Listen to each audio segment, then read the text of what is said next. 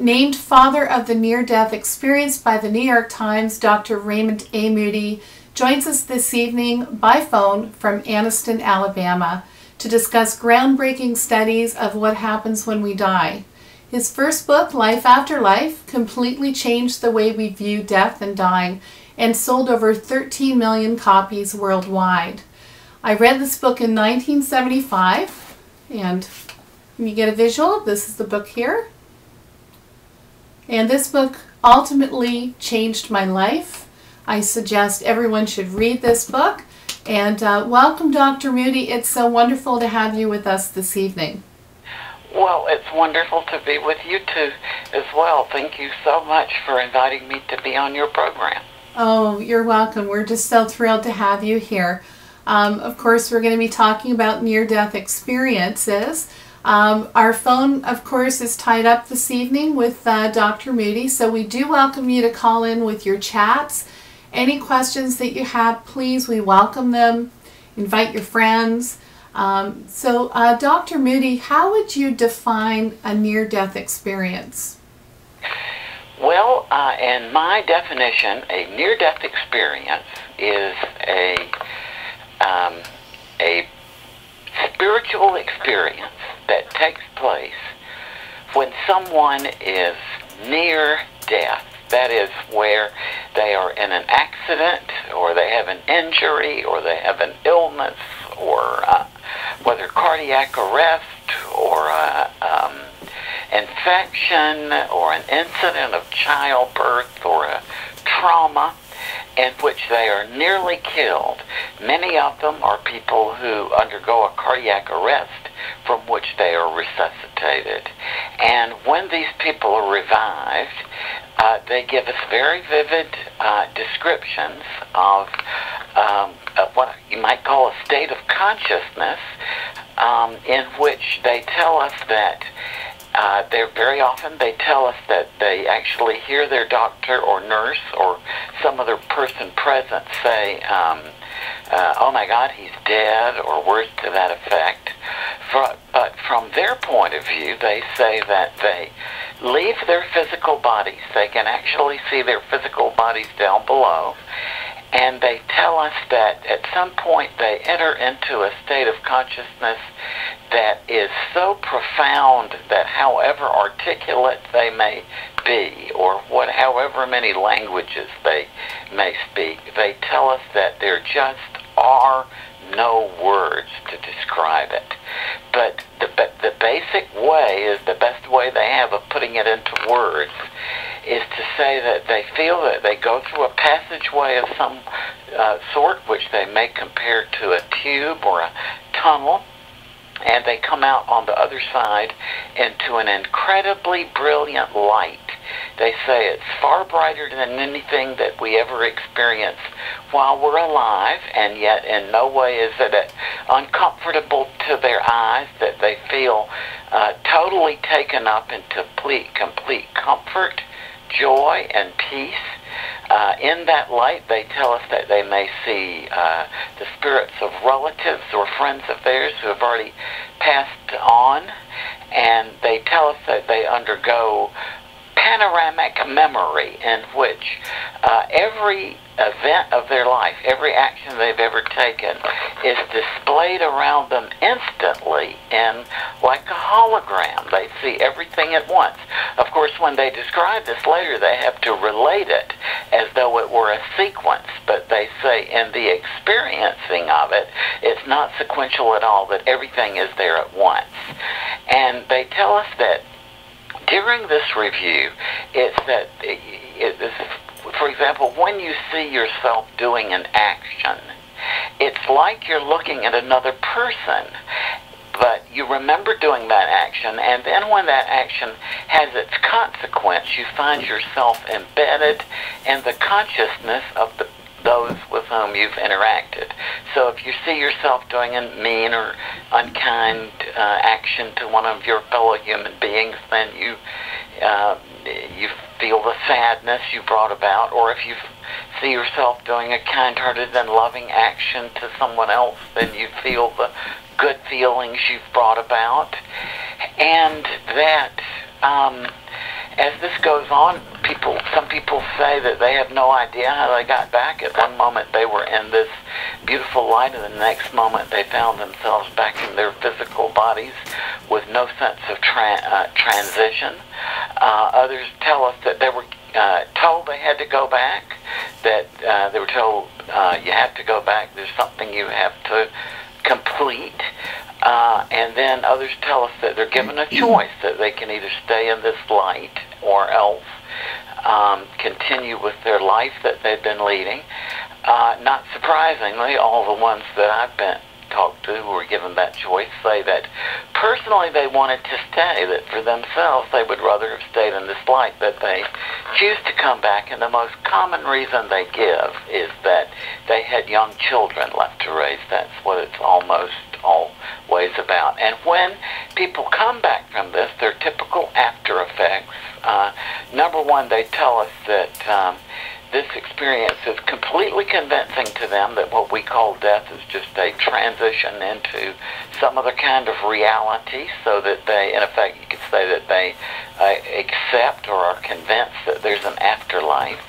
And also, whatever they had been chasing before, I mean, both as a psychiatrist and an observer of human nature, it looks to me like almost everybody is chasing something, right? I mean, I've spent my whole life chasing knowledge. Some people chase power or fame or money or any of these other things, but whatever they were chasing before, they come back and they say they learned from this experience that what this is all about, this life, what it seems to be all about, is learning to love. Because in this panoramic review of your life, you think about it, it's obvious. I mean, you see the good things you did, the loving feelings you had, you get the consequence of that, whereas the actions that were unloving bring you discomfort. And so that is a structure of a near-death experience that has now been studied by physicians all over the world. We find these common pattern of experience that unfolds with people who almost die. Well, I thank you for that, because as you're talking about it, I'm sure our viewers will agree, it feels like we're there. It was very vivid, and it was wonderful to hear it through your words. For those of you who have just joined us, you are with Christine Francis and Ask Your Angels. Our website's www.askyourangels.com or .ca. Oops. And we're here tonight with Dr. Raymond A. Moody, MD, Ph.D., who is the best-selling author of many, I think it's 11 books, and Life After Life being the first one that we're concentrating on for the first part of the evening. It was great to hear. It was interesting for me to actually hear that most of us have a choice as to whether or not we want to come back, because it's odd that out of all the stories that I read in your first book, the one that I thought was actually, when I first heard it, I almost thought, this is too funny, this one story, and I'll reiterate it, and I thought, I'm not sure if I believe this one. But it's the one that I remember after all these years, and it was about a man who crossed over, went to the other side. He said he walked down a hall, and there were all these bright lights, but there were all these doors, and I was thinking, my vision is I never really thought heaven would have doors or something that's like from this earth. And he said he walked up to one door, and all this light came streaming out from the bottom, and he knew he wanted to be through that door. And I remember him saying, God, I'm here. If you want me, take me. He said he shot me back so fast I nearly lost my breath. The theme of a doorway or an entranceway is fairly common. Oh, it is.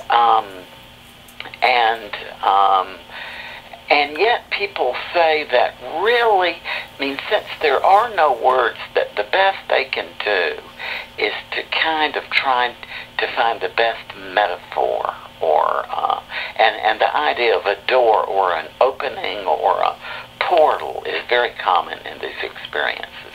Mm-hmm. Okay. Do we have any questions? No? No? Okay. Our tech guy took a deep breath. I thought, okay. How many people would you say, I know it's hard to give a estimate, but how many people would you say have had a near-death experience? Well, you know, the Gallup poll did a survey in about 1979. And according to their best way of tracking it, they found at that time that about 1 in 30 American adults has had some element of a near-death experience. And, you know, I was really not surprised by that figure at all, because I had noticed over the years that actually I began talking about the first groups I talked to this about were I should explain to people that before I went to medical school and became a psychiatrist, I got a Ph.D. in philosophy, and I was a philosophy professor for 3 years from 1969 to 72. And I had heard of near-death experiences in college by reading them from Plato primarily. In 1962, Plato was very interested in near-death experiences and wrote about them, as the other early Greek philosophers did as well. This was very well known in ancient Greece, just as it is today. And so I was very impressed by the story that Plato told in the Republic. And then 3 years later, in 1965, I heard the experience of Dr. George Ritchie, who at that time was a professor of psychiatry at the University of Virginia, who often talked about his experiences to student groups.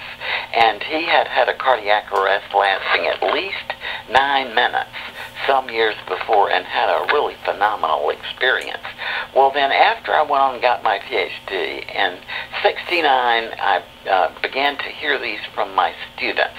And I realized very quickly that this was a very common thing, and as word kind of leaked out around town there in, where I was teaching, pretty soon I got invited to the local churches and the civic clubs and the various kind of clubs and so on. And so very quickly I realized that whenever there was like 20 or 30 people in a room, you know, these at civic clubs, for example, it was just a very common thing that you know, always at least one or two or several people would come up afterward and say, Dr. Moody, I've never told anybody this, but this happened to me. And it was particularly impressive because, yeah, I was talking to the pillar of the community of people here. This was, you know, these were the movers and shakers in this town. And I think maybe, you know, it was certainly higher than 1 in 30 among that group because, you know, at that time anyway, I don't know about these days, but at that time the civic club members were older, businessmen usually, and it was then almost an exclusively male province. And so, you know, you would expect it to be higher in that group because they're older. But it seems to be that the figure of about 1 in 30 American adults has had some aspect of this. Now, it gets complicated because kids have them too. There have been pediatricians who have studied the near-death experiences of children, for example, and find that it's much the same among kids, that it's very common that kids who come close to death or have cardiac arrest will have experiences like these. So, you know, there is a vast number of people, I mean, literally millions of people all over the world. And in 1979, I remember that the Gallup poll concluded that at that time there were about 8 million American adults who had had that experience. Wow. But of course, in the intervening 40 or so years, we've upped our populations. And also the techniques of cardiopulmonary resuscitation are more widely available and, than they were then. So, I mean, there's no way of saying an exact number, but we can easily say that this is in the millions and millions of people. Well, that must be extremely reassuring to our viewers that so many people have had these near-death experiences. Yeah, I think that this is something very reassuring because, let's face it, the deepest and the hardest problem of living is grief. When you lose a loved one, that's the worst thing that can happen. And these experiences, I think, do give a great deal of comfort to the grieving, and this is nothing new. It was the same in the antiquity that there were even books of these near-death experiences and similar phenomena that were circulated to give people comfort in the not only in the face of the loss of a loved one to death, but also to reassure people who were fearful about the process of dying. Mm-hmm. Now, I read somewhere, and I'm sorry about hearing about your mom passing, but something profound happened to you during that time? Did you experience? Well, it did, and I suspect, Christine, that what we've said thus far is pretty much, unless people have been hanging out in a cave in the high Himalayas for the last 40 years, I suspect almost everybody has heard of these near-death experiences that happen to people who almost die and return. Mm-hmm. But in addition, we can say with just as much certainty now that this experience is also very common among the bystanders at the bedside of the dying. And in that case, the bystanders have all of these characteristics that we identify as a near-death experience. Leaving the body, or sometimes seeing the spirit of the dying person leaving the body, or leaving their own bodies and accompanying the dying loved one part way toward this light, or seeing the room fill with light as the person dies, or sometimes seeing apparitions of deceased relatives coming into the room as though to help the dying person through this process. And often hearing heavenly music at the scene of a death is one that I hear quite frequently as well. And these shared death experiences, I suspect that when the demographics are done on this, that we're going to find that these, my suspicion is that these shared death experiences are equally common as near-death experiences, and perhaps even more common, because if you think about it, really sadly, a high percentage of the people who undergo a cardiac arrest it doesn't work.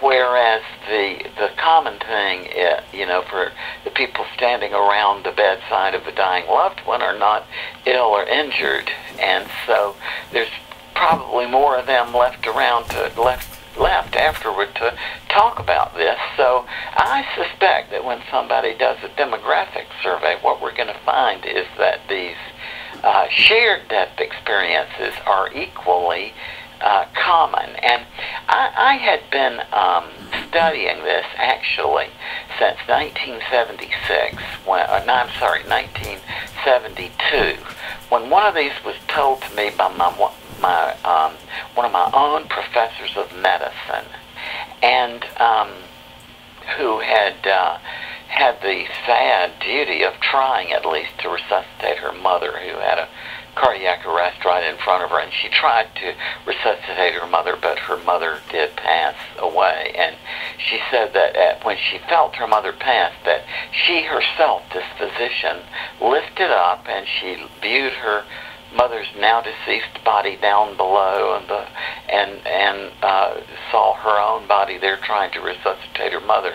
And to use her exact words, she said, "I was trying to get my bearings." And she looked around and she became aware of her mother there beside her. Again, to use her exact words, she said, "Now in spirit form."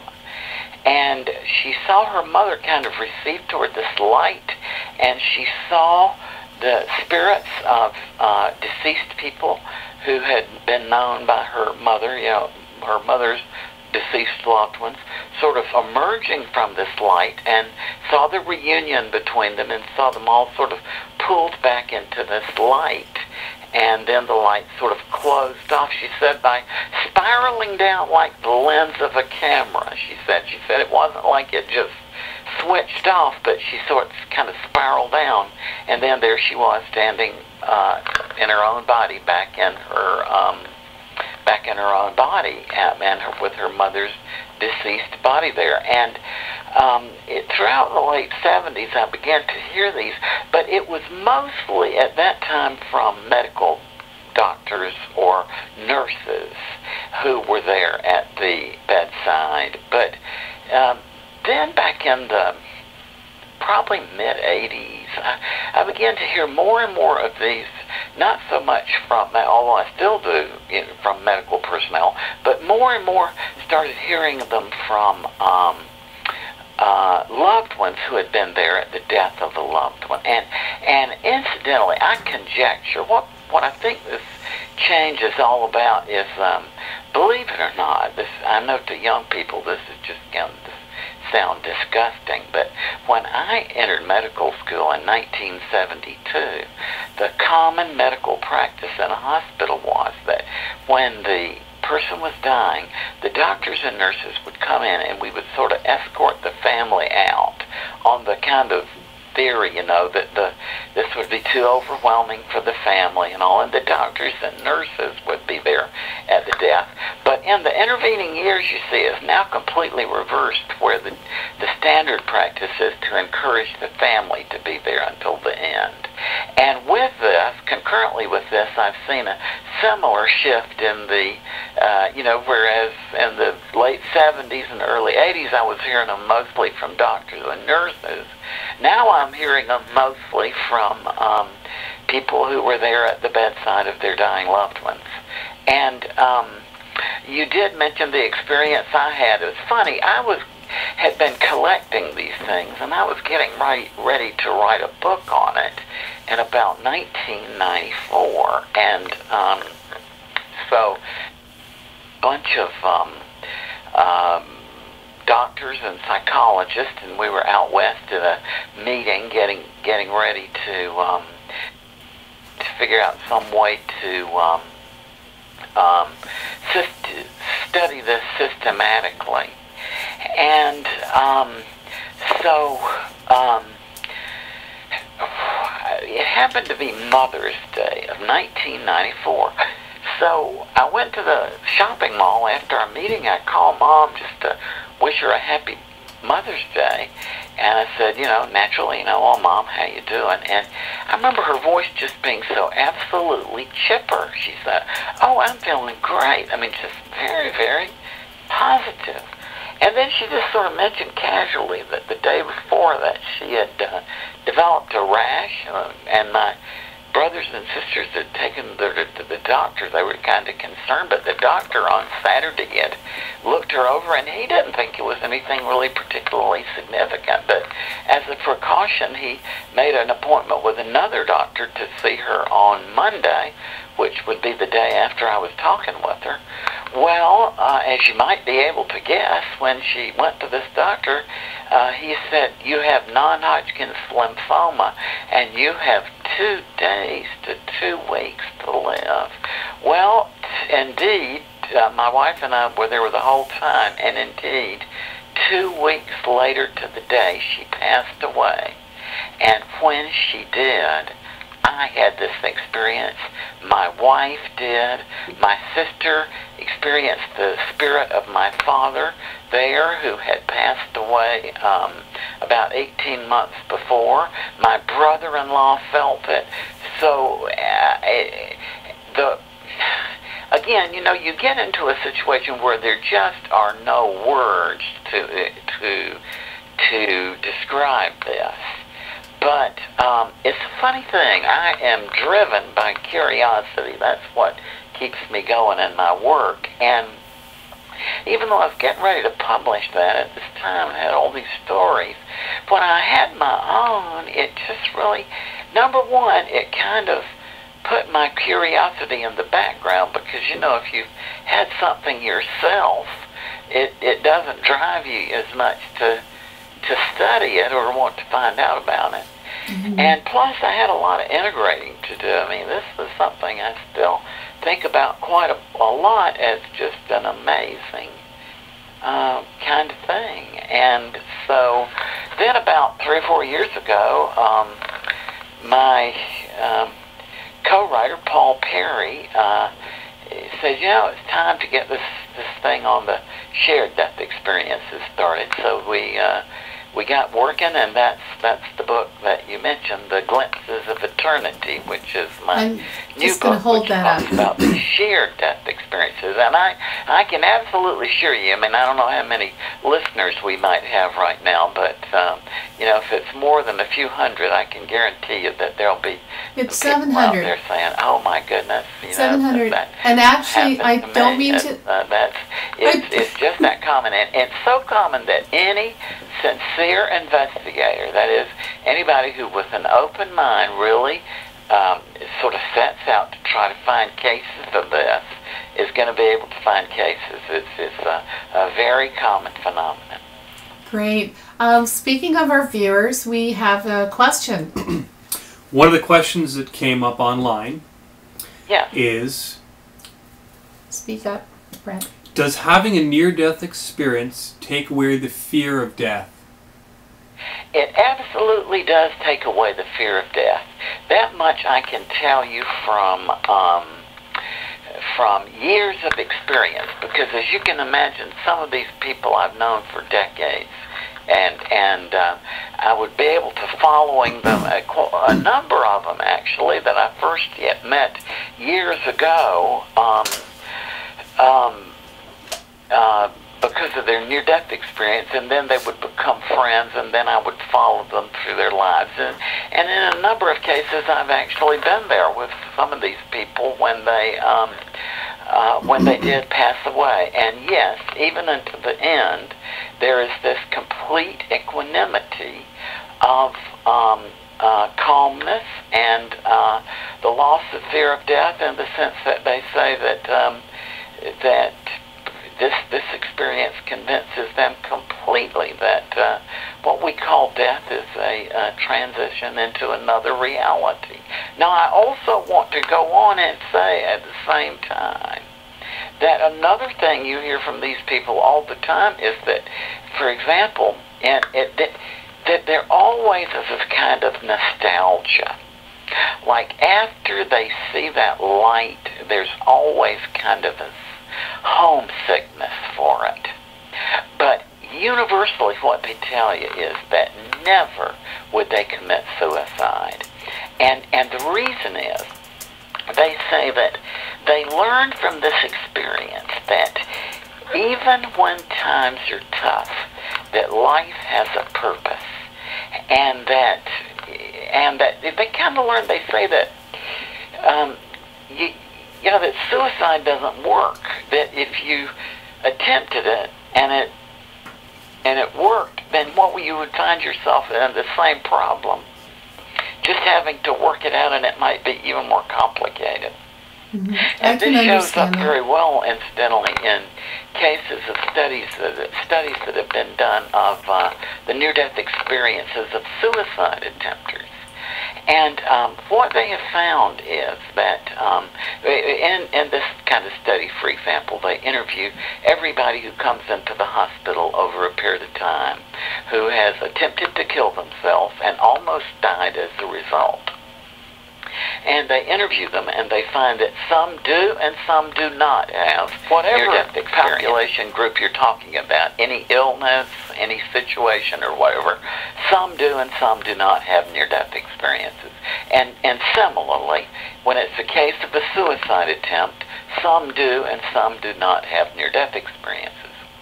And so what they've found is that when you interview the people who had the near-death experiences as a result of a suicide attempt, they report the same experience. It's not anything different. It's that, there's the life review, the going up through the passageway, all that stuff is intact. But the difference comes out in the follow-up, and that is that these patients are followed afterward.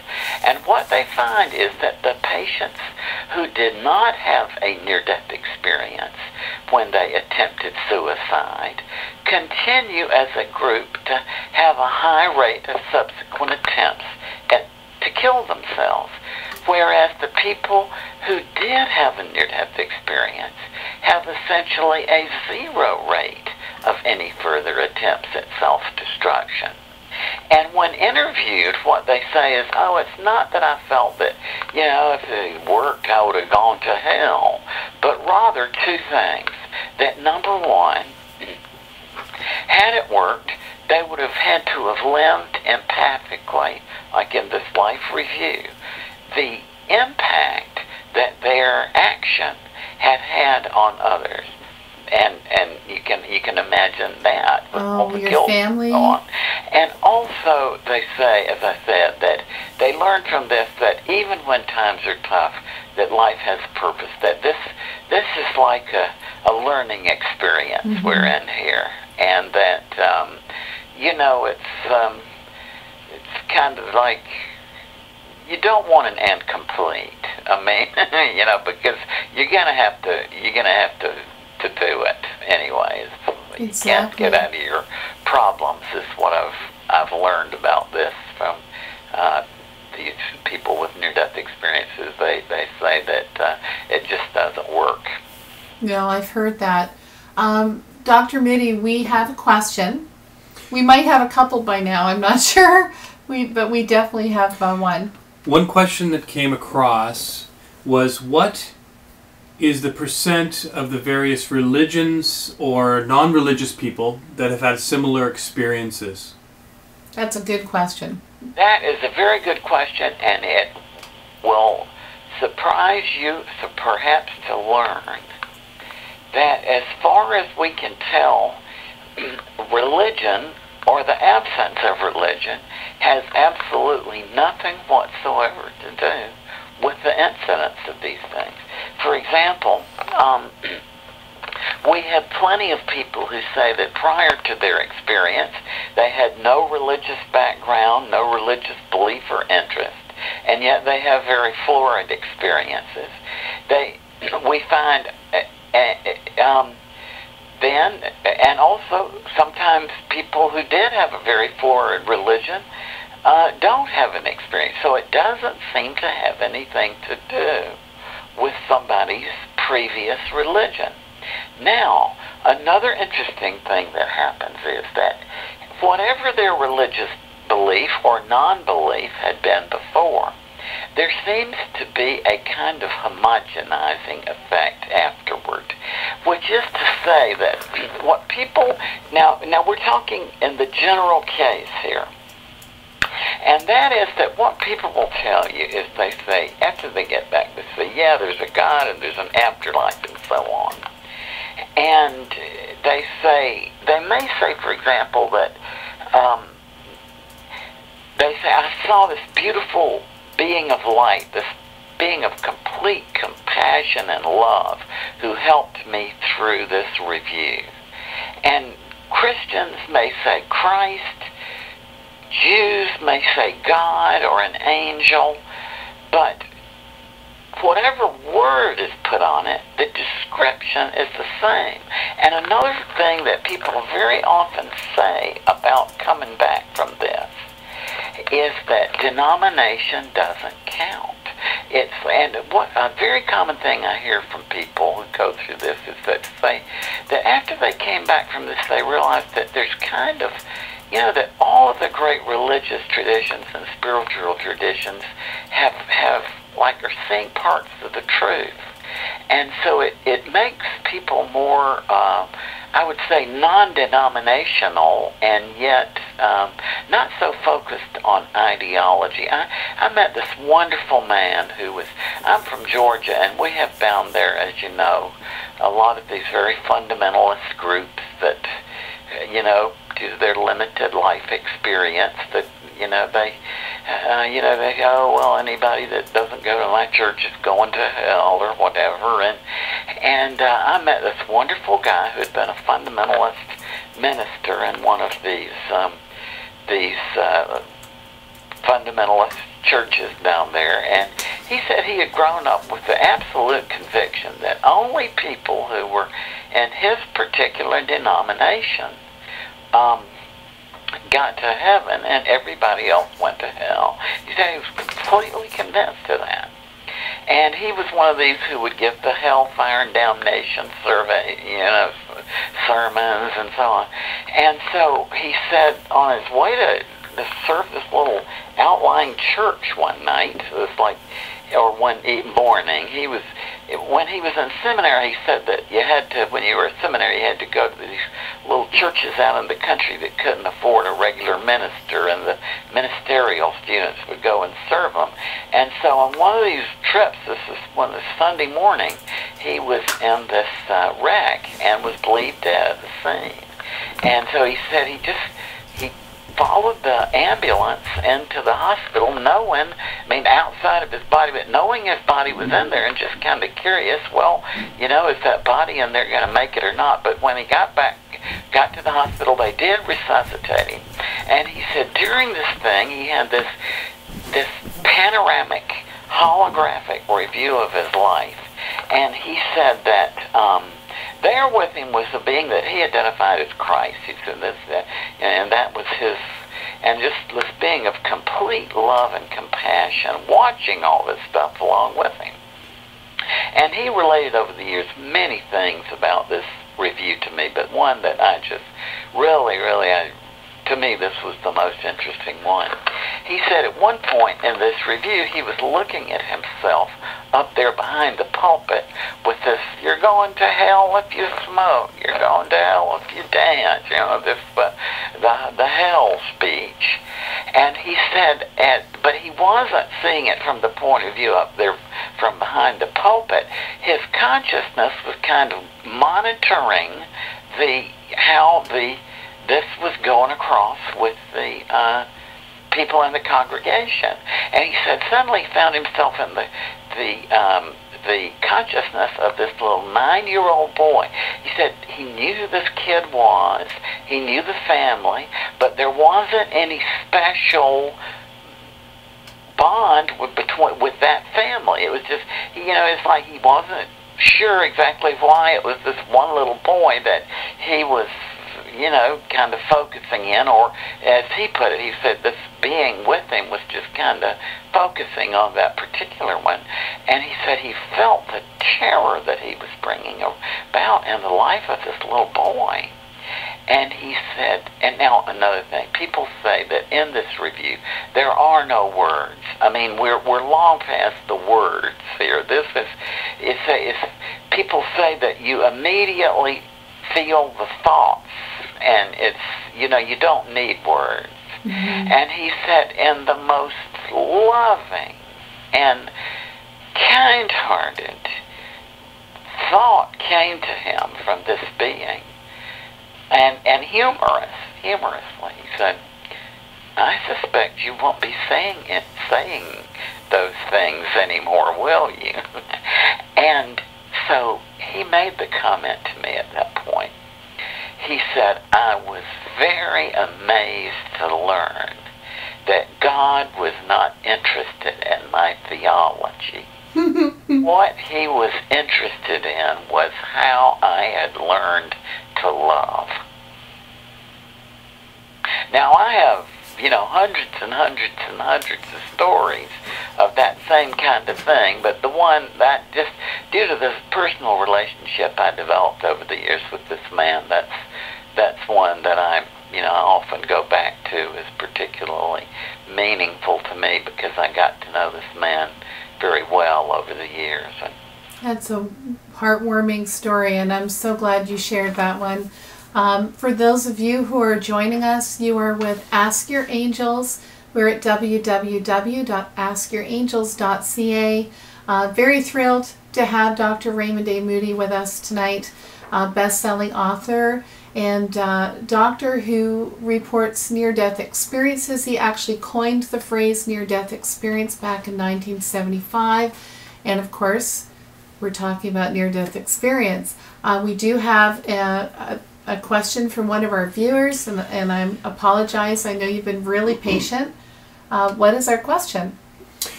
The one question that's come through, I gotta go back a ways, sorry. If somebody's tried to, if somebody's had a near-death experience, has anybody experienced it as a hell-type experience? Or has that been okay? Yes, and those do occur. They're quite rare, and according to the Gallup survey, which was done in '79, I believe that the percentage reported in the Gallup survey was only 0.3%. But I've heard higher estimates. Okay. But there's a great difficulty with the hellish or the unpleasant experiences for several reasons. Number one being that it's harder to study a small number than a big number, right? That it's easier to find cases of the positive ones, since they're much more common, and so therefore, since the negative ones are smaller in number, it's harder to get a handle on. Secondly, the negative ones are far more variable. That is, that the positive ones seem to, fit pretty well into this similar picture and so on, whereas the negative ones are sort of scattered out into three different types. And the three different types are, number one, and one kind of negative experience, the same kind of thing is reported as reported by the people who have a positive experience, which is, I got out of my body, I started going through this tunnel toward this light. But rather than experiencing it as something positive, it makes them anxious or fearful, or they're upset about it or nervous, rather than having a comforting feeling. A second type of negative experience is one that begins like that, as I've described, where it's feeling, the bad feelings, and it's the anxiety and so on. But then it transforms and then becomes a positive experience. And the third category of negative experiences, and apparently the smallest category of all, are those in which people report actual hellish kind of imagery. Those seem to be extraordinarily rare. Now, given that, there's two complications here. Number one complication is, and this is something that we can't prove or disprove, it's something that occurs to you naturally, but it may not. I mean, it's hard. It would be very difficult to verify.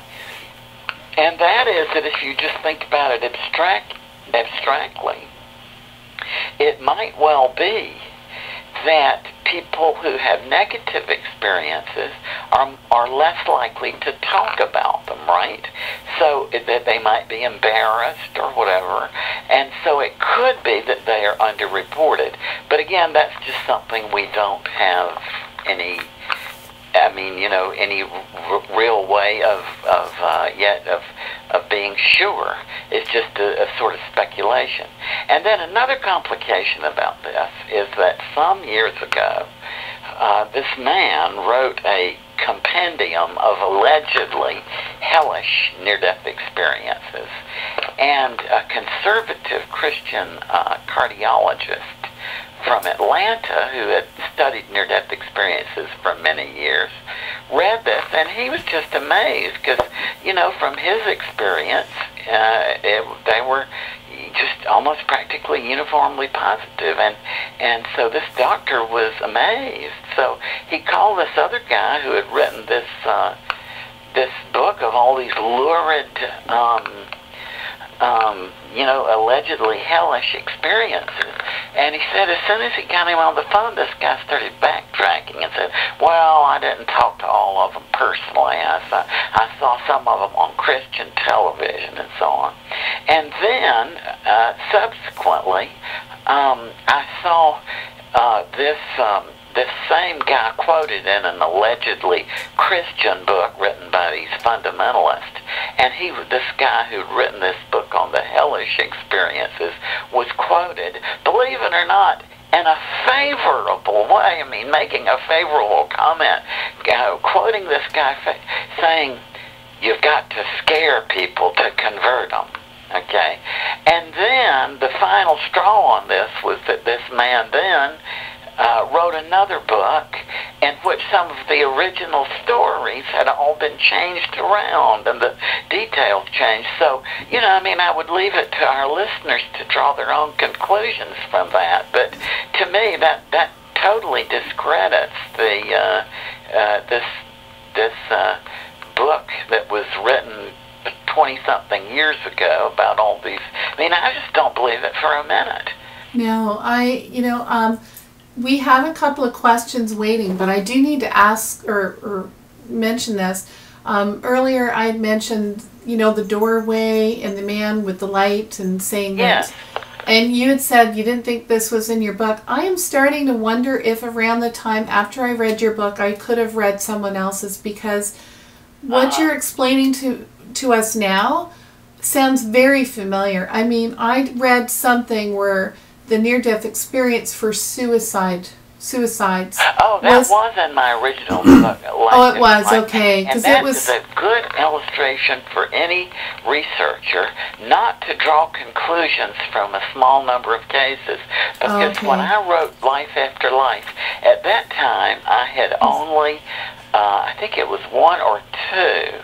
And it just so happened that both of them, like one young woman said, as I recall, that when she attempted suicide, she found herself in this cycle, kind of repeating the same action over again. And the other man was a man who had tried to kill himself because he missed his wife so much after she died. And his comment was that he felt in a way that that he had taken himself even further away from her. And so that turned out just to be a fluke. It was that, and it really helped me see, you don't make conclusions just based on one or two cases, but systematically studied series of suicidal near-death experiences have shown quite otherwise, that it happened that the two that I had talked to by then had viewed it negatively, but that seems to be the exception, certainly, rather than the rule. Okay, so we have two other questions. Do we have two? Okay, one of the questions that came through relates to hallucinations due to trauma at death. And could near-death experience be caused by hallucinations? I was going to ask that. What we're dealing here with is sort of the standard so-called skeptical objection, and that is that the near-death experience in this account is allegedly explained by the people say, in effect, that, the oxygen flow to the brain is compromised, and therefore this sets off this biochemical and electrical discharges in the brain that account for this hallucinatory phenomenon that people report as a near-death experience. And there are major difficulties with this. The real major difficulty actually is philosophical rather than scientific, and it has to do with the ancient philosophical problem of the mind, what we call the mind-body problem, which is, in reality, there are all kinds of people who think they know and will give, they have their theories and all, but, in the real world, we just don't know how the conscious awareness that we all have is related to the material substance of the body. That's just an unknown. And that's a real difficulty with it. But the difficulty that I think that people could that people could readily understand with this is that if it's true that, as the so-called skeptics say, that these near-death experiences are caused by the diminished oxygen flow to the brain that takes place when somebody almost dies and returns, why should it be that every single feature of the near-death experience also commonly occurs to the bystanders who are not ill or injured, and yet they have this identical experience, even incidentally including the panoramic life review? I have quite a few cases in which the bystander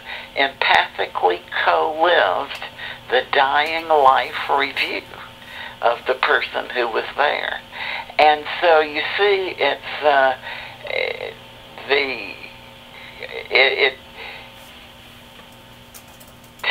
you can't switch horses in midstream. If you're going to say, well, it's the near-death experience is caused by the diminished oxygen flow to the brain, creating this hallucinatory phenomenon in the brain, and that accounts for the near-death experience, then why should the bystanders who are not ill or injured have identically the same experience? Mm-hmm. So that's the difficulty with that kind of claim. That makes total sense. What was our other question? What do you mean no? No other questions? Tech guy? Okay, I'm sorry. I thought we had another one. I had a question. Near-death experiences, I have read when people go to the other side, they don't see everything in three-dimensional like we do here. That's exactly right. People say that the state of consciousness you enter into in these out-of-body experiences and near-death experiences is not temporal or spatial. It's not in the time-space continuum that we're in now. For example, they say that from that point of view, there is no time. People will say, for example, that they see every single thing they have ever done, and yet no time passes. It's all in an instant. And they say also it is not in three-dimensional space. That, again, there's no words, by definition, there's no words for it, but they say, for example, if you, people will say such things is that if your body is in one place in the hospital, say, and you want to see what's happening with your sister who's living in Maryland, 10 states away, it's just that you think and then you're there.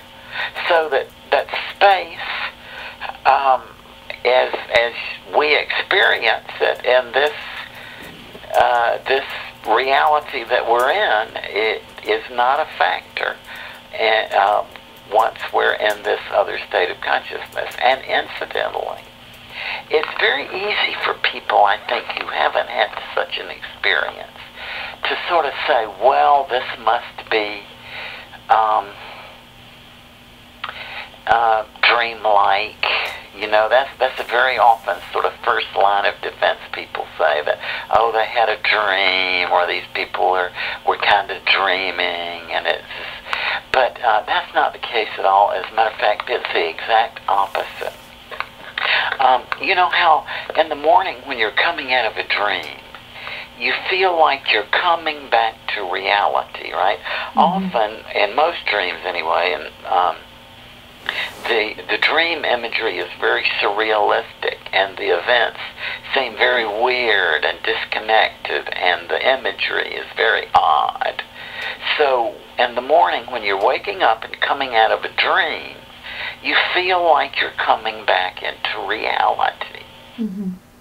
Well, that's exactly what people say with near-death experiences, except they say that this reality is the dream. Oh. And that when you go into that other state of consciousness, it's like that you go into hyper-reality. That a phrase I hear all the time is more real than real. This is like it's like a hyper-reality. And, about, I guess 5, 6, 7 years ago, I was out in California, and I was in a shopping mall, and I walked through the shopping mall and to get out to the mall, but I walked through this department store, and I saw for the first time, I saw a high-definition TV set. And when I looked at that, my first thought was, that looks more real than real.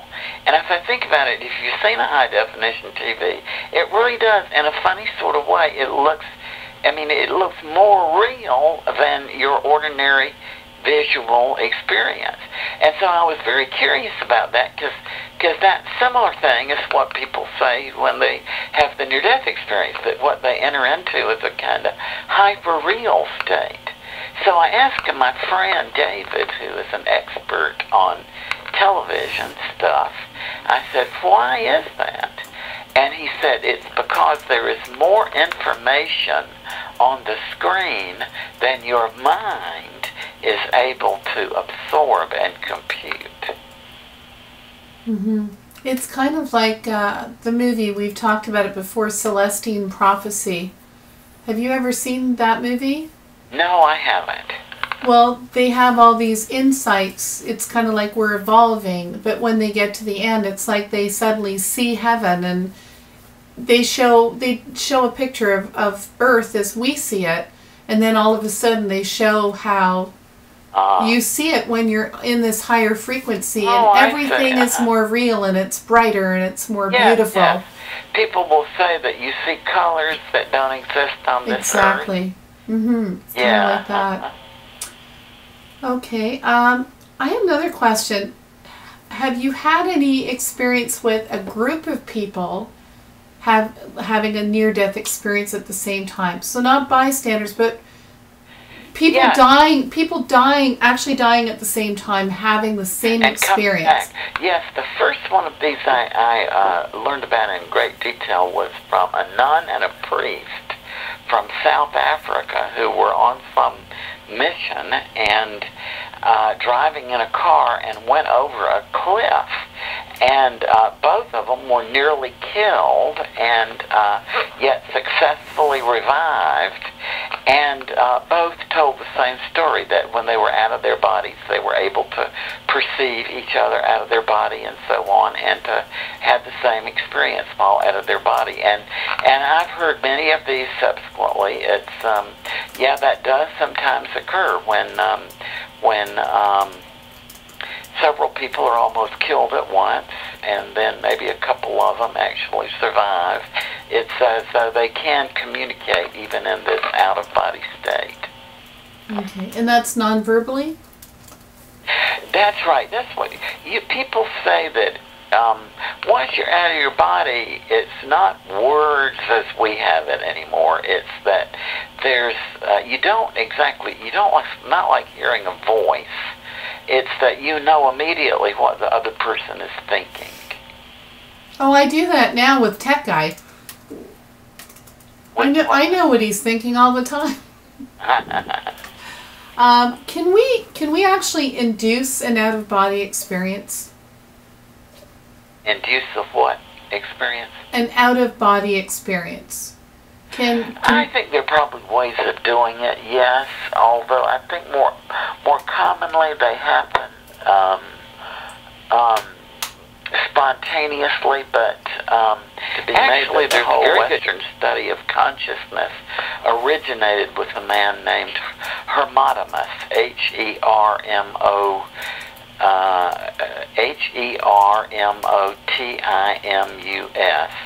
who lived about 600 BC and who was mentioned by a number of the early Greek philosophers who were interested in his talent. And he had apparently developed the ability to leave his body at will and to see things that were happening at a distance. And you do occasionally hear people say that today, who I think that they're quite rare, but I have known a number of them who seem to be able to do it. And yet the more common kind of thing is people who have out-of-body experiences in some other situation than being almost dead, but rather in, well, let me give you a couple of specific examples. In Paris, there's a wonderful, sweet man named Eric Pagani, and Eric has two talents. Number one, he's a very well-known concert pianist. Even I know from musicians in the U.S. he was known as a concert pianist here, but also he's a psychologist, and known also in France as a psychologist. And in 1988, Eric told me that some little while before he had been playing a concert, and he's a classical musician, and he said, sort of at the height of the music, he just suddenly popped out of his body and went into this light. And he said then, just went into this other realm, and then he came back to his body, and the piece was over, and he was sitting there at the piano. And so now I should tell you, Eric is very, very modest. So I said, well, did the people like it? Did the audience like it? And he very modestly said, oh, yes, they seemed to. Fortunately, his girlfriend was there, and she had been at that concert, and she said people were just leaping up and down and yelling and screaming and clapping, and, from the performance. And so Eric said, well, got to thinking, he said, if this has happened to me, then it's had to have happened to other people. So he had a lot of friends who were like opera singers and all, and he started interviewing his fellow classical musicians about this, and he wrote a book, actually, and this that was published in France, on these experiences that classical musicians had had of out-of-body experiences and other profound spiritual experiences when they were playing great music. And also, I have a friend at Harvard who's an astronomer, and Jim McElhaney, and about 20 years or so ago, he gave me this really interesting article that described out-of-body experiences that astronomers had had while gazing into their telescopes. So it doesn't have to be a close call with death. There are other ways of apparently bringing this state about, and at least at the Monroe Institute, I know in Virginia, they believe that there are these tones that they can play into your through earphones and so on, that at least in some people tend to induce this out-of-body experience. And are scientists inducing near-death experience with ketamine? Are you familiar? I don't know specifically about that. I've heard vaguely about that, but I'll just tell you what I have concluded about that, because over the years, I've had people who've had both. You know, ketamine experiences, which induce a certain kind of dissociative phenomena, and who also had separately near-death experiences. And they say there's just no comparison. I mean, that maybe that when you are describing it, maybe you're sort of driven to use some of the similar words, but they just weren't impressed by it being the same experience. Now, another really interesting experience I have, which seems extraordinary until you think a little bit about the context, but in my career, I've met two anesthesiologists. One in Jacksonville, Florida, and one in my own hometown of Porterdale, Georgia, back in the 80s. And these guys were just anesthesiologists who came up to me after my lecture. And both of them made the same point, which was both of them had both been under anesthesia themselves for surgery and had this tunnel vision that people have when they go under anesthesia. But they had also separately had near-death experiences in which they had this experience of going through a tunnel. And both of them just very positively said there was no comparison, that it was just not the same experience. And at first that may seem very odd. I mean, how in the world would you hear two anesthesiologists until you get to thinking that, yeah, that's exactly what an anesthesiologist would have thought, right? In other words, that would have been a point that would have been particularly interesting to them, because they were aware that patients going under anesthesia often have this tunneling of vision. And yet, from their own experience of near-death experience, they realized it was not the same. Okay. I wanted to ask you, in your book, Life After Life, you talk about, and again, it's back in 1975 when people didn't talk about this sort of thing openly like they do now, that people had difficulty talking about death. Why do you suppose that is? They really did. Yeah, you know, when I started, even when I was in an undergraduate school, I guess where I really started, I read about it in Plato in 1962. I was a philosophy major at UVA, and then in 1964 and 65, everybody there in my class there at UVA at that time knew about Dr. Ritchie. He was the student health psychiatrist there at UVA at that time, and just a very nice man. And there was a lot of students sort of benefited, and he would talk about his experience on campus and so on, and so I remember that my interest in this seemed very unusual to my classmates at that time. I mean, it was decidedly eccentric. It's funny, I had this friend who I roomed with in, 1965 and 1966. He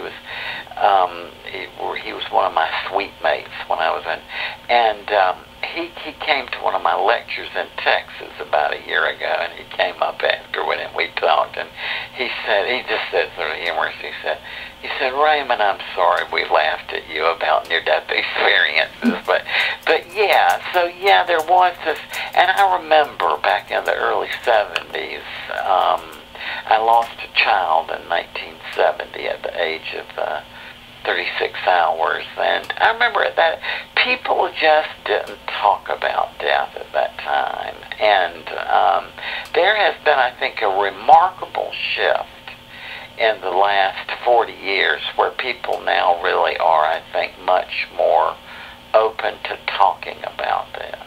Mm-hmm. What led you to decide to write the book in the first place? Like, what events led up to it, and how well was it received at the time? Life After Life, you mean? Yes. Well, as I mentioned, I started lecturing about this to my students of philosophy when I was a philosophy professor from 1969 to 72. I got a lot of the students would have had such experiences. Then I started going around to the local clubs and found that a lot of the businessmen in town had had such experiences, so I was collecting them.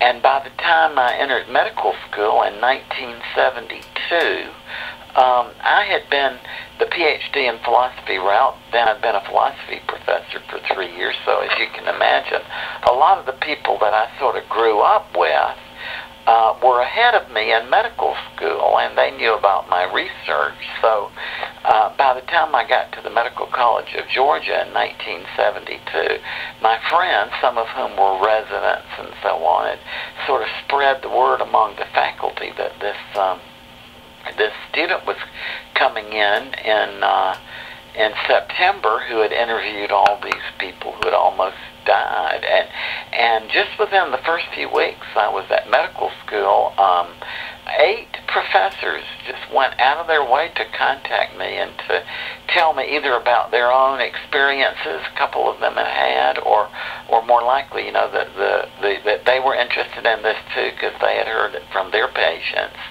And so during my first year of medical school in April of 1973, I entered in September of 72, but just a few months later, in April of 1973, they asked me to lecture on my findings to the Milton Anthony Medical Historical Society there in Augusta, Georgia. And again, I found, a number of the doctors would come up afterward and talk about their own patients who had had these experiences and so on.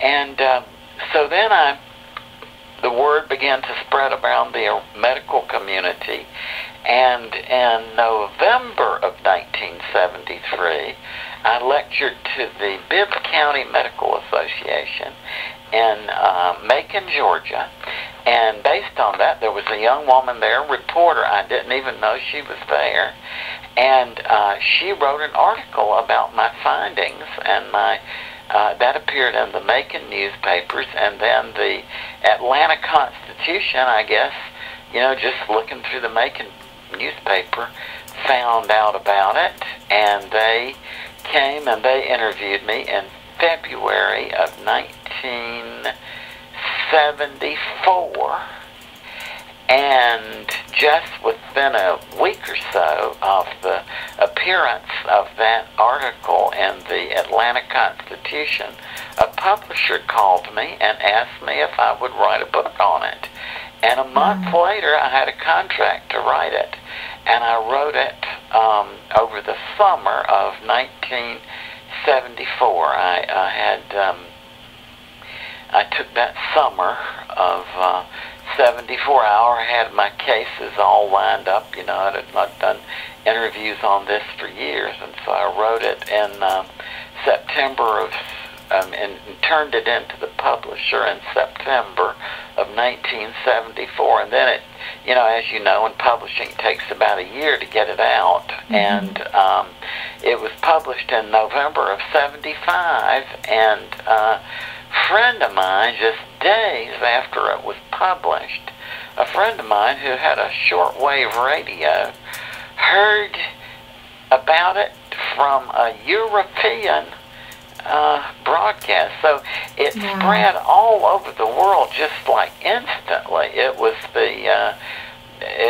published in November of 75, and in less than a year, it had sold well over 250,000 copies. And That's incredible. I mean, it just, and what was going on was by then it carried its own verification, because by that time there were so many people who had had this experience due to the commonality by that time and the widespread availability of these techniques of cardiopulmonary resuscitation, that there were just so many people who had had this experience that the book carried its own verification. I got a lot of letters to the effect, like one psychiatrist said that he picked the book up in an airport, and he was just reading it on the airplane, and he said this lady sitting next to him kind of kept looking over, and she said, what's that book about? And he explained about it a little bit, and he said he started saying just the first few words that this guy says that these people, you know, they almost died, they get out of their bodies, and she said, and then they do this, and they do this, and they do this, and she told him she said that was her experience. And so my point was that it spread like that because anybody who made any sort of effort, you know, there were just so many of them then that it was undeniable. Plus, let's face it, this is just a very, very inspiring thing to hear. I mean, it's a good message to hear that there's nothing to fear in death, and that the point of life is to learn how to love. So it brought, I think, a very, very, inspirational message to people. Mm-hmm. Absolutely, that's fabulous. Well, it's something that, as human beings, obviously, I would think everybody would be interested in this topic, which is, of course, why we have you on the show. Well, I think everybody is, to some degree. It's Plato almost,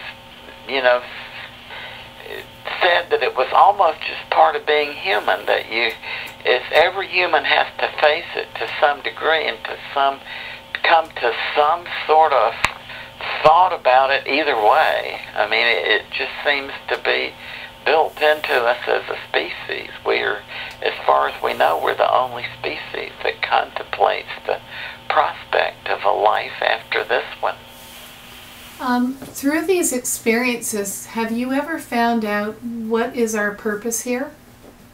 Oh, absolutely. People say, universally, who come back from these life reviews, that what this is all about is learning how to love. And they also say that it has to do with knowledge, that when they see scenes in their life where they've been learning something, that this being that they're with kind of says to them, and not in words, but that the thought comes that even after you die, this process of learning goes on. Mm-hmm. So based on that, do you yourself believe in reincarnation? I don't know. And I don't really give much credence to a lot of the work that has been written on it. Mm-hmm. For one thing, I knew very well this wonderful, dear, sweet, wonderful man I loved dearly, named Ian Stevenson, who had investigated this. And he went over to India and talked to kids who had apparently, been... But I knew Ian, and this is nothing bad about him, and also it's things I said to his face. It's not personal, but Ian Stevenson was one of the most naive people I ever knew. I mean, it was hilarious, some of the things that he was convinced of, that, showed to me that he had very limited skills in the way of really critical judgment. Now, his version of scholarship was that, if all the footnotes were in order, well, that was basically his idea of being a scholar. So that kind of thing I just discount. I don't really give much credence to like that work. Mm-hmm. But I have had something happen to me in my in the last now 8 years that has really, more than anything else I've ever experienced, kind of make me think there's something to this. And that is the following thing. I have two wonderful young adopted children, both adopted at birth, okay? And Carter is now 13, and Carol Ann is now 11, okay? Mm-hmm. And another thing I should say about this is our listeners may find this hard to compute, but hear me out on this. My wife and I don't talk about life after death. We talk about what's for supper tonight, what to do about the homework that the kids have brought home, how we're going to pay the phone bill, what's on the movies this weekend, what are we going to do about Cheryl's mother who's dying right now. We don't talk about life after death, and we don't take our kids to church. Now, and, you know, talking about life after death is my profession. And I think anybody in a profession knows it's when you're home. Mm-hmm. We don't talk about this. So our kids don't get exposed to this stuff. Now, when Carter was 5 years old, he's now 13, he and I were sitting on the bed, and I was using the remote control. I was flipping through the channels, and I flipped through a channel which turned out to be, when I flipped back to it, the National Geographic channel. But I just flipped through it, but when I did, Carter just became very, very animated. I mean, just very, very excited. And he said, Dad, Dad, Dad, that's my village. That's my village. And I said, what's I flipped back? And it was a documentary, a National Geographic Channel documentary about village life in China. And so Carter just started jabbering on and all. I was like, yeah, before I came to you and Mom, I was with my other mom and dad, and we lived in China, and he was describing his siblings and the life in China, and I'm sure, I mean, my mouth must have just been hanging open, you know. I mean, I remember just being, I don't even have a word for it, just dumbfounded. And so Carter, picking up on this, I could tell he was seeing that I was kind of uncomprehending. And so he said, yeah. He said, and then I was up in the air, and I was looking at you and Mom lying down in the grass.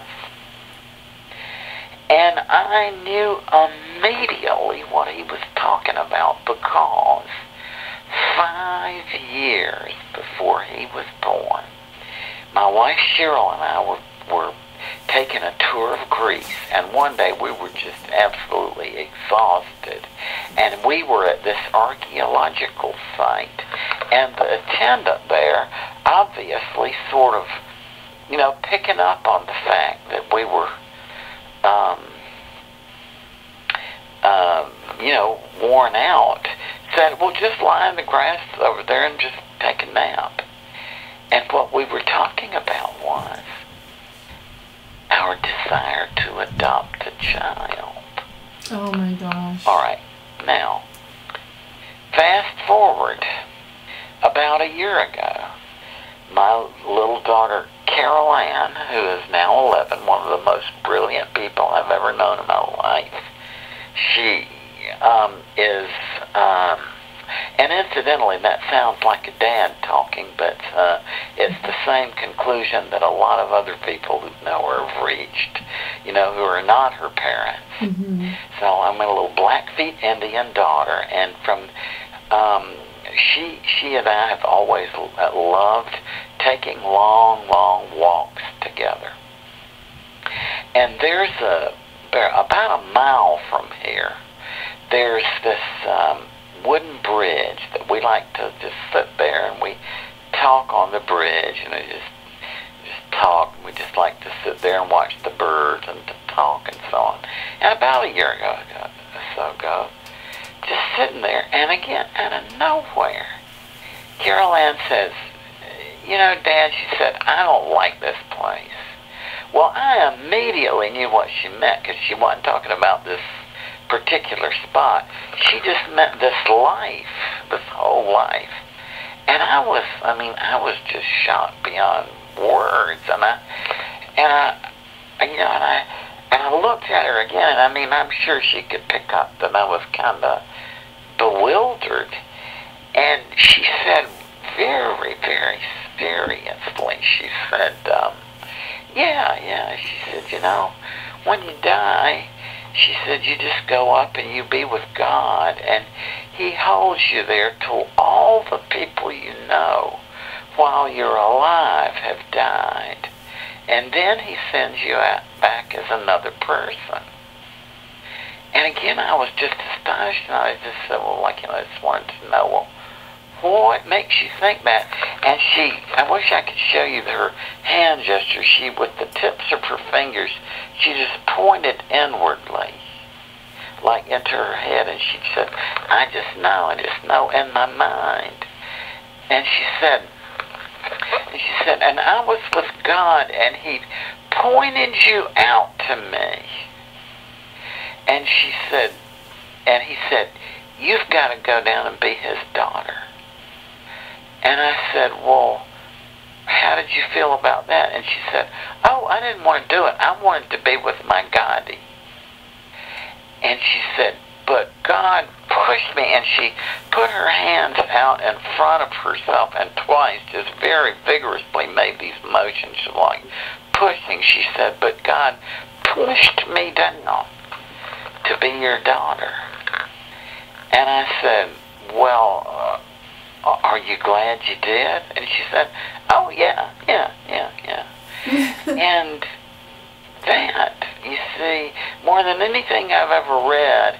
And then, you know, I hear this all the time from parents, and not from parents who are New Agers, or just, this is the thing I hear very commonly from parents who knowing my interest will tell me, you know, and these are not people with interest in reincarnation, I mean, like this, or New Age stuff. This is just people who say that they start hearing these stories from their little kids about their life somewhere else, or, you know, some previous life. I believe that as children, they're so open, and they remember things that, because they're a part of society, as they get older, they kind of push away, or, you know, because up until now people don't normally talk about it. And my hope is that in this new age that kids will remember longer, you know, because we're more accepting. And yet, you know, it's like you don't want to encourage it too much. Like, I just listened, and I listened openly, but I don't dwell on it. No, because I figure it seems like that now the purpose should be this life, right? And that if you dwell too much on that, so I'm willing to listen. They have brought it up once since then.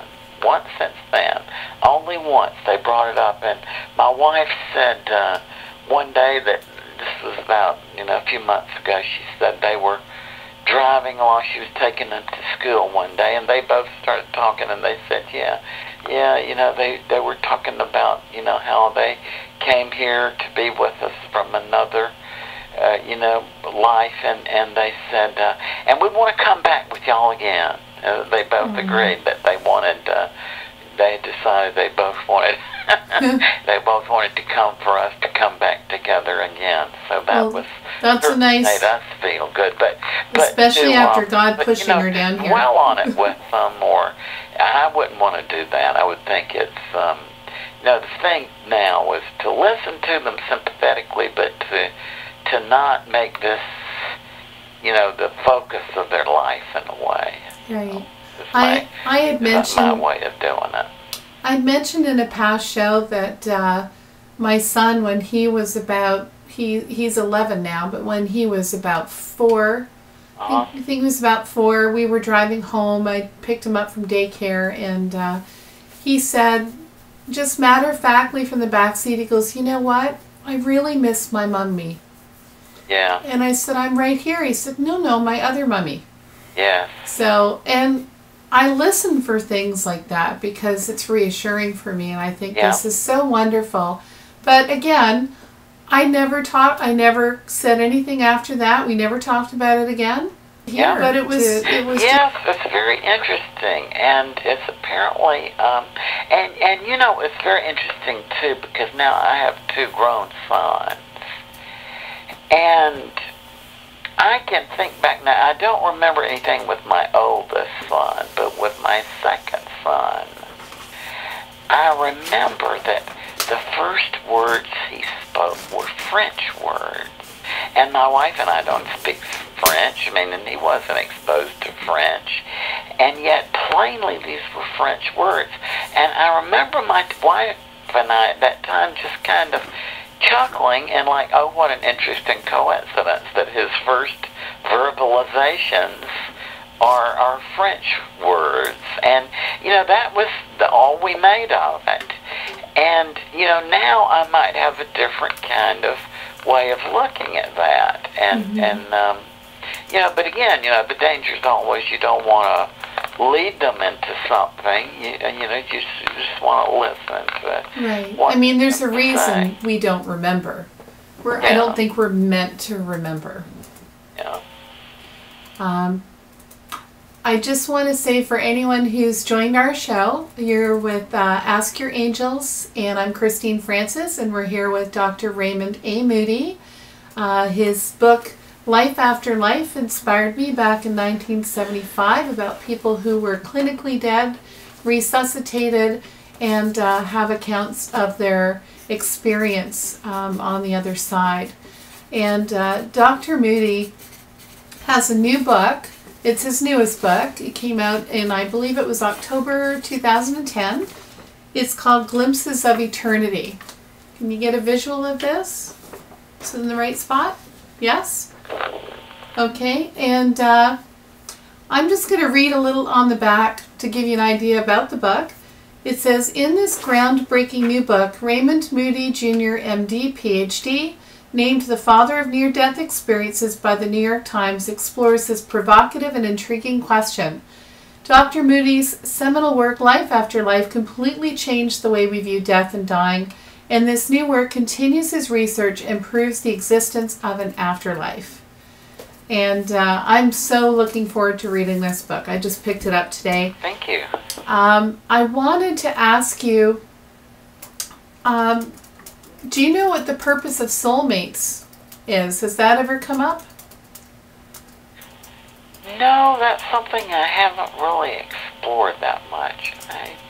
I don't know what to say about that. I don't know. Okay. I don't know.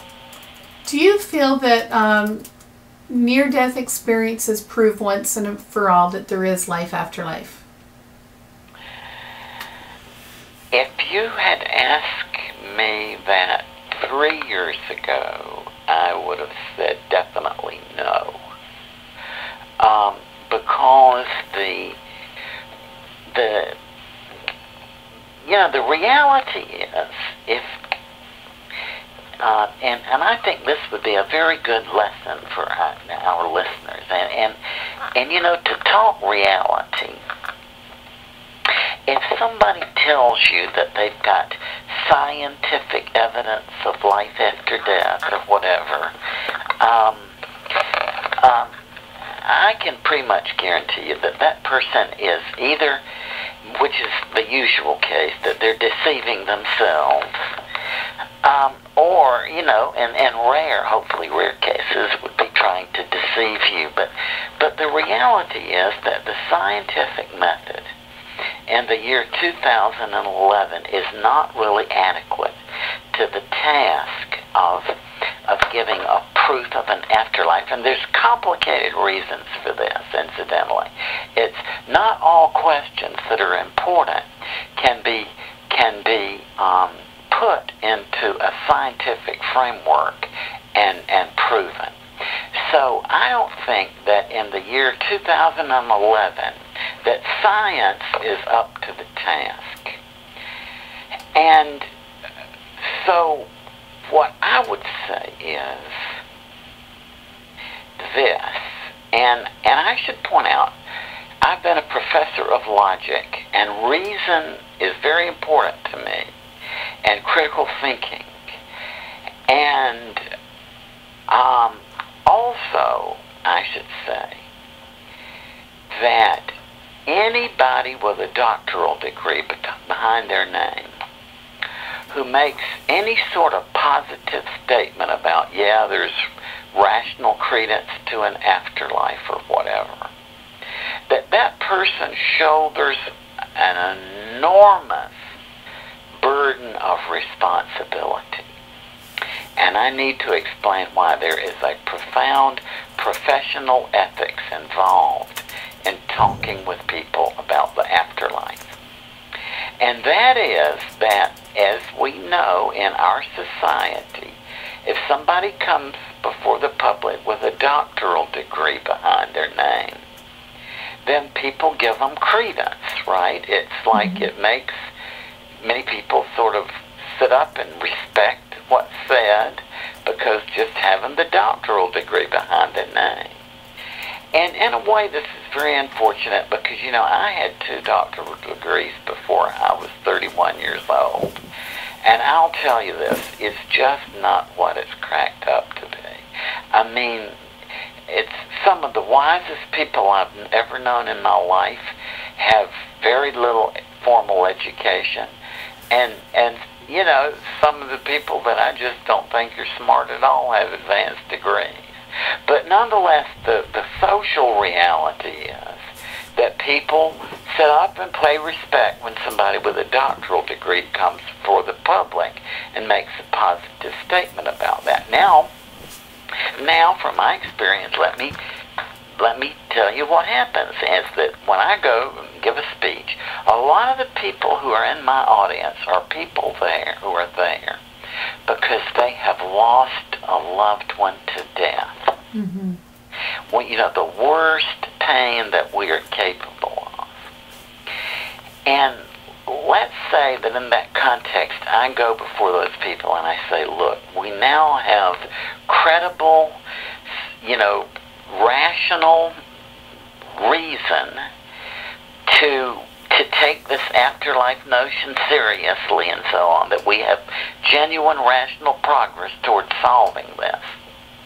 Well, those people are going to take comfort from that, and in their process, this will alleviate their grief.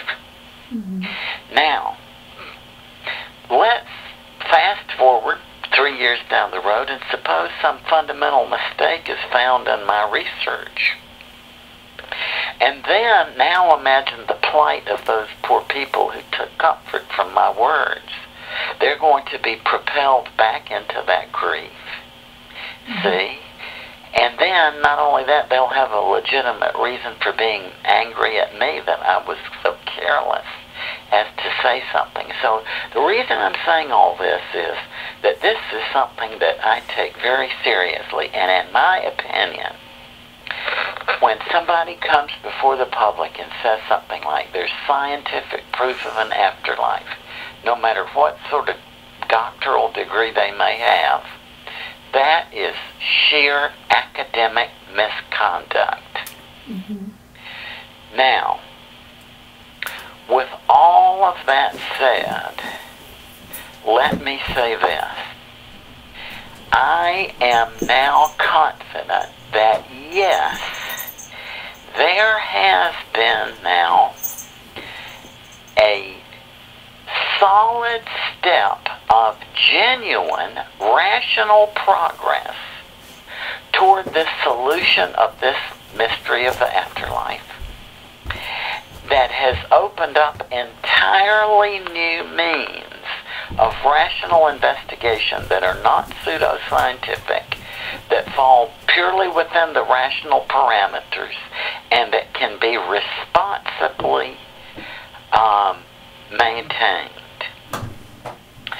And I am willing to stand on this. In a way, I am issuing a challenge because, you know, there's a funny thing about scholarship. It's like I was, as I mentioned, I was a philosophy professor before I went to medical school. And you know, it's interesting because what you want to do when you're a scholar is you really want to find out what is, and you want to present your work as coherently as you can, and to really, you know, just think of every possible angle as you can, and then you put it out there. And then, when you put it out there, it's a win-win situation for you, whatever happens. Because if you put it out there and your colleagues all review it critically and they say, well, yeah, this is correct, this is valid, then you win because you see that it gives you encouragement that you're on the right path. But if you put it out there and your colleagues say, well, there's this mistake here and this mistake here and this mistake here, then you also win there because that gets you closer to the truth by seeing your mistakes. Mm-hmm. See what I'm getting at? I do. So now I am ready to say that yes, we do now have genuinely rational means of investigating this question in entirely new ways that are not pseudoscientific like parapsychology is. I'm sorry, these are nice people, but parapsychology is an utter pseudoscience. As anybody knows who, I think, really understands about the scientific method and the difficulties of these kinds of investigations. So I am not a parapsychologist. But the real problem that has vexed the rational investigation of life after death since the time of Plato is not scientific, not yet, but rather it's logical. And that is that the logic that we have in the West, the statements about life after death don't compute given that logic. And I'm not going to go into the technical reasons why, but I mean, if you could just trust me thus far, that's the fact. And this was pointed out, for example, by David Hume, who's one of the greatest skeptics who ever lived. He was a friend of Ben Franklin, to date him for you, and he was also one of the people who articulated the modern notions used in science of causality and inductive logic, which is important in scientific inquiry and so on. And Hume was the person who pointed this out very clearly, that the notion of an afterlife just is not commensurable or workable with the logic that we have. And Hume was absolutely right. And I want to quote his statement. He said, and if the listeners, if you can just sort of follow along in your mind as you hear these words, you'll see the point of what he's getting at. He said, by the mere light of reason, it seems difficult to prove the immortality of the soul. Now, I think anybody who is really completely honest and open with themselves will have to admit that not only is that true, that's an understatement. This is the biggest and most difficult of all questions. Mm-hmm. And then he went on to say, with respect to the notion of proof of an afterlife, he said, some new species of logic is needed for that purpose, and some new faculties of the mind that they may enable us to comprehend that logic. And until recently, that has been regarded as an impossible task. In other words, it was like people were saying that really what Hume was saying, that it can't be done. Well, what I'm confident in saying now is that that problem has been solved. And this opens up entirely new ways of investigating life after death. Mm-hmm. But this is going to take time to sink into the public because it's not narrative-based. That is, it's not like the reason why people get interested in these books about near-death experiences and so on are the wonderful, inspiring stories which we all love. I mean, I've heard thousands of these, and I can't wait to hear the next one. But before you can really get down to this question of an afterlife, stories aren't enough. You've got to have a set of concepts to link it so that you can get genuine, rational enlightenment in this. And what I'm telling you is that this problem has now been solved, and I'm ready to stand up for that. For people who are already interested in the question of life after death and have their own way of doing things, it's not going to go over very well because, you know, for some strange reason, it's like scholars, it's like even if they've been pursuing a thing in their life and, you know, some line of research, and it always goes around, it never works, it's very difficult for them to shift gears. So this is not something that's going to take parapsychology by storm. Matter of fact, that group will be kind of threatened by it, and they won't want to listen to it, and so on. But what this is going to do is this is going to open up afterlife research to an entirely new kind of investigators who have entirely new logical equipment for thinking about this. But, you know, it's, first of all, you have to go through a lengthy process of thinking through a very complex case. And so that's going to be, I think, essentially impossible for the people who are already in this. But what I can tell you, I just feel completely confident that a new era is coming in the investigation of life after death. And it's already here in a way because this work is kind of spreading it. But we will soon have entirely new ways to investigate this question of life after death. So I am very hopeful. I feel that we are here in 2011. We are closer than we have ever before been in human history and toward genuine rational progress. And I'm ready to say that a solid step of genuine rational progress has been made that leads us closer to the solution of the afterlife mystery. But it comes like from the point of view of people who are already in this and who already have their own ways of doing things. It's going to be coming out of left field.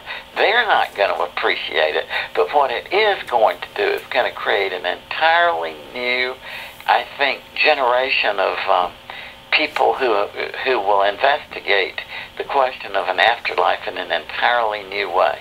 So we are on the verge here of amazing new things. I believe that too. That's very exciting. And again, I just want to show our viewers your latest book, Glimpses of Eternity. It's by Dr. Raymond A. Moody, and it's sharing a loved one's passage from this life to the next. Read it. And if you'd like to visit Dr. Moody's website, it's www.lifeafterlife.com. And we're at the end of our show. Unless there's anything else you'd like to share, Dr. Moody, before we sign off?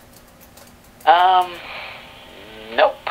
I just want to thank everybody who's been listening in to us and enabling me to talk about, as I said, my favorite professional subject anyway. This, I think, is a question that concerns us all, and I do think that we're entering a new era in investigating this, in which there will be entirely new ways of looking at the afterlife question, which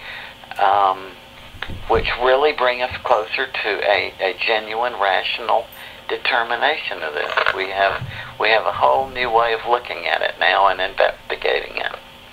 It's very exciting that we've evolved this way. I know from when I read your first book in 1975, it's just drastic how much things have changed, and very positive. So thank you so much for joining us this evening. It's a dream come true for me. I'm sure there's a lot of viewers out there feel the same. And we hope to have you back on the show, you know, in a year or so. Maybe you'll have some updates for us. But thank you so much. And you're with Christine, Ask Your Angels Talk Show. Please visit our website, www.askyourangels.ca. There actually is information about Dr. Moody on there that you can access. And also, please join us next week. We have Beverly Nadler coming on the show. She has written Higher Frequency and also Loving the Game of Life. And I have a very special co-host, Tanya, joining me because she has read the book and raves about it. So please, please join us. Dr. Moody, don't go away. I'm going to say goodbye once we're off the air. And thank you again for joining us this evening. Have a great night. Thank you both so much. Bye-bye.